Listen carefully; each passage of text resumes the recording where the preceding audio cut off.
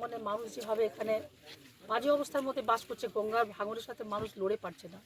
যদি এটা জাতীয় বিপর্যয়, আমাদের মাননীয় মুখ্যমন্ত্রী বিধানসভা একটা প্রস্তাবও নিয়েছিলেন যে মানে ভুটান ভারত চুক্তি করে একটা আগামী দিনে এই বন্যাগুলোকে মানে রোধ করা যায়। তার মধ্যে বেসিক জায়গা হচ্ছে যে এখানকার যে বন্যা এখানে হচ্ছে সেখানে 1200 কোটি টাকা দরকার। কেন্দ্র সরকার কোনো পয়সা এখন পর্যন্ত দেননি। আমরা চেষ্টা করব যেমন করে হোক কাজটা করতে হবে।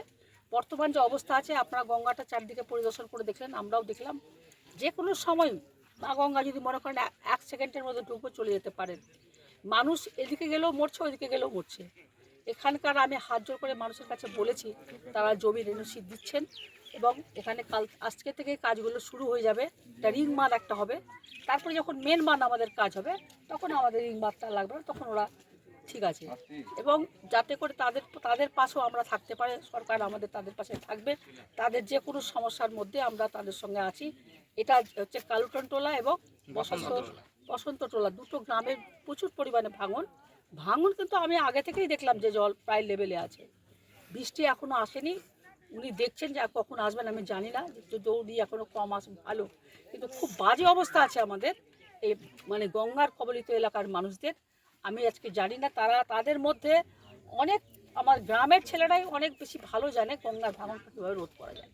তো আজকে যে কোম্পানি যারা আমাদেরকে এটা ইনকোয়ারি করে যে রিপোর্টটা দিয়েছেন আমাদের সরকারকে, এবং সরকার সেটা পাঠিয়েছে, আমাদের এই জেলা থেকে পাঠানো হয়েছে।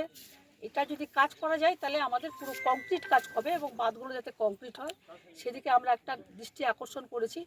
আমাদের রাজ্যকে শুধু বললে হবে না, আমরা দরকার হলে কেন্দ্রের কাছে দরবার করব, আমাদের মাননীয় মুখ্যমন্ত্রীর মাধ্যম দিয়ে আমরা বলবো। আমরা কাউকে ছেড়ে কথা বলবো না মানুষের জন্য। সেই হিসাবে আমরা এখানে ভূতনিবাসীর কাছে আবেদন করব, আমরা আপনাদের পাশে আছি, আপনাদের সঙ্গে আছি, থাকবো। আমরা আমাদের আধিকারিকরা সকলেই আপনাদের কাছে এসছেন, আপনারা যাতে বাঁচুন এটাই আমরা চাই। ম্যাডাম, এখন কি শিফটিং বা সরানো হবে মানুষজনকে সরানোর কোনো অসুবিধা আমাদের কাছে নেই, আমাদের সমস্ত রেডি আছে।